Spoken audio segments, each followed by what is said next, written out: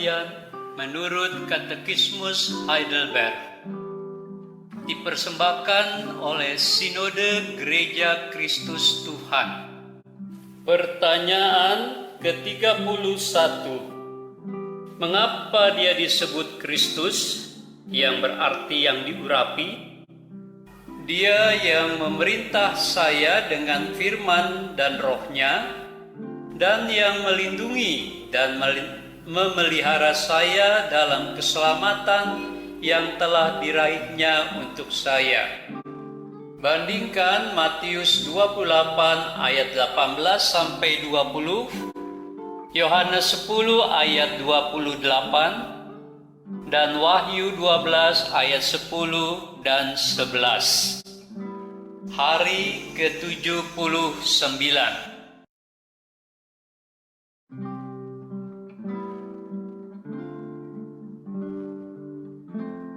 Saudara, apa yang membuat Allah menghargai manusia? Mengapa Allah begitu peduli kepada kita orang yang berdosa? Karena Dia sangat mengasihi manusia. Yesus Kristus, Anak Tunggal Allah, adalah Gembala Agung kita yang telah menyerahkan dirinya bagi manusia yang berdosa dengan mati di atas kayu salib. Jika Sang Gembala telah melakukan segalanya bagi dombanya, maka domba-dombanya seharusnya mendengarkan suara Gembala. Suara itu nyata dalam firman dan tuntunan Roh untuk mengarahkan domba ke mata air yang tenang. Jika kita tidak mendengar suaranya, kita tidak bisa menjadi dombanya, mentaati yang dikatakannya, dan mau dituntun ke padang rumput sejati yang adalah tujuan domba. Saudara, Gembala Agung itu telah memberikan hidup yang kekal kepada dombanya, dan hidup kekal ini tidak dapat binasa. Sekalipun kita harus melewati lembah bayang maut dan kekelaman, inilah janji Allah yang pasti. Mereka yang ada dalam tangannya, mereka tidak akan dapat binasa, dan bahkan tidak ada seorang pun yang dapat merampas kita dari tangannya. Saudara, pada tahun 1930, seorang yang bernama Al Capone memerintah di Chicago. Kelompok gangsternya melakukan pemukulan dan pembunuhan untuk memperoleh $50 juta per tahun dari hasil perampasan. Pada tahun yang sama, Eliot Ness, agen dari Departemen Pajak Amerika Serikat, naik ke atas panggung pemerintahan Amerika. Dia dengan sekuat tenaga akhirnya berhasil menjebloskan Capone ke dalam penjara 1 tahun kemudian karena penipuan pajak. Saudara, kisah ini menyatakan meskipun manusia memiliki uang, harta benda, senjata, dan kekuasaan, tidak berarti bahwa dia tidak dapat direbut dari semua miliknya, dan bahkan kematian juga mengancam dia. Eliot Ness juga mati terbunuh. Kisah ini sangat tragis. Namun bagi kita yang ada dalam Kristus, sekali kita ada dalam tangannya, kita tidak dapat dilucuti oleh kekuasaan apapun juga untuk merebut kita dari tangannya. Pegangan tangannya sangat kuat dan tidak ada satu kekuasaan pun yang dapat menaklukkannya. Saudara, memang kita masih dapat mengalami kesulitan karena kita masih ada di dunia.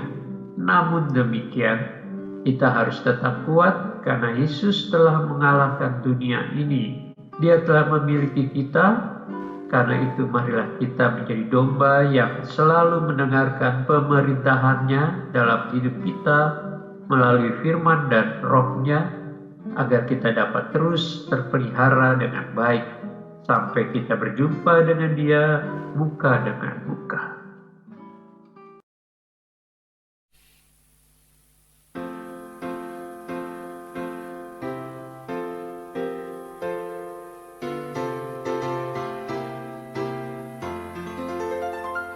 Di badai topan dunia